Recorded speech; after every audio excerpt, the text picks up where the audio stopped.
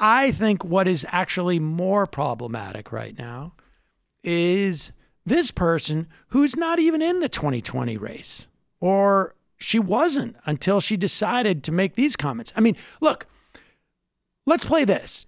Before we get to this little backdrop. This was when? A year ago, right? About a year ago. This is a guy named Wendell Primus. Real name. Wendell Primus is the chief of staff, I think it is, of Nancy Pelosi. Here he is at a healthcare forecast conference talking about how we don't need a single payer. We just need universal coverage. We don't need to make things cheaper. We don't need to make things easier on a healthcare basis. We don't need to in any way eliminate the second job that you have, or maybe it's your third or fourth job, which is involved in like doing the paperwork and every year doing that thing that 25% of us do when we get bumped off our program. None of that. Here he is just talking about the benefits of private healthcare. The other thing I want to say about universal coverage, improving upon the ACA is clearly the most cost-effective way or budget-effective way of getting to universal coverage. Single payer is very expensive. The Urban Institute says $30 trillion. It creates winners and losers. I mean, you're taking basically everybody that's getting employer-provided benefits and putting them onto the federal budget. Now, again, in that process, you're going to create winners and losers. Some of the retail stores that don't offer very good benefits are going to be benefited. Some others that get very wonderful coverage to their employers are at risk of losing some of that. And so pause it. The point. I just say that this winner and loser thing, we hear this a lot from conservatives. This is incidentally the chief of staff of the liberal San Francisco, senior advisor, healthcare advisor to the liberal San Francisco congresswoman, who is also the Speaker of the House. What's interesting about his calculation of winners and losers is that those retail outlets that don't provide very good health insurance now for their employers, they're going to be winners. The losers are going to be the people who give good health insurance. What doesn't come into his calculation is the actual people who have the health insurance, like the actual human beings that are actually implicated by what these corporations do. He only sees winners and losers within the corporate arena. He does not recognize that the actual players are citizens of the country, are human beings. I mean, does he consider the coverage to their employers are at risk of losing some of that? And so the point here is I do not understand why all the excitement in California is kind of ground zero for some of that excitement about universal coverage. The leader is very aware of the cost of that. It has no chance of happening in the next several years, et cetera. And end it. It has no chance of happening if the speaker has anything to say about it. And since she apparently is either worried that it's gaining too much momentum or that Elizabeth Warren and Bernie Sanders are gaining too much momentum, that the progressives, broadly speaking, are gaining too much momentum, she took this opportunity to go and remind the American public that she will be a stalwart against this. Given the debates that we've had so far, it seems like the concern has shifted to now the Medicare for All maybe taking away our insurance that a lot of people have fought long and hard for and don't want to give up. How do you avoid actually frightening the American people on health care rather than reassuring them? I'm not a big fan of Medicare for All. I mean, I welcome the debate. I think that we should have health care for all. I think that the Affordable Care Benefit is better than the Medicare benefit, but we have invited a advocates for it to testify in Congress, in the Ways and Means Committee, in the Budget Committee, in the Rules Committee, being respectful of the point of view. But it is expensive. Who pays is very important.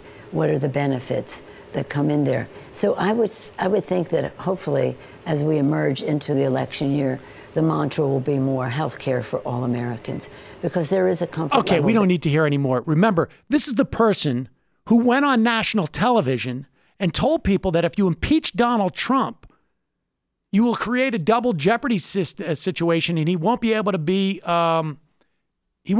indicted and prosecuted after he leaves the office. I wonder why she's not talking about that anymore. Maybe because it was patently false. I mean, just to give you a sense of what she's willing to lie about. She goes on to Bloomberg television to deliver that. Let's just look back in the day when she was from the same place, California, San Francisco. This is so sad. And this was back in during 1993. So it's a full, 25 years ago. So much has changed for the better on healthcare. Thank you very much, Congressman McDermott, for holding this press conference and for your leadership on the single-payer proposal.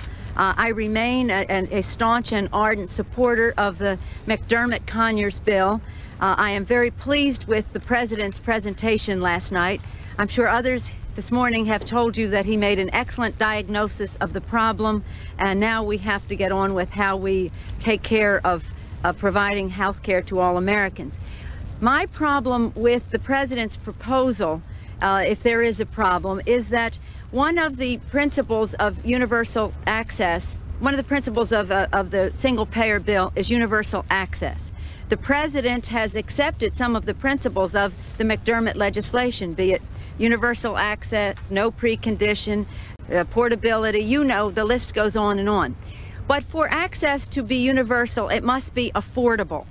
And my concern is that at 150% of poverty, a family would have to start paying for its 20% share of the insurance, may not make it affordable to many of the families whose needs it hopes to address. There is already a concession on the part of the federal government that a family needs food stamps if they're at 185% of the poverty level. If we admit that people cannot feed their families at below 185% of poverty, how then can we expect them to pay for access to insurance at 150% of poverty?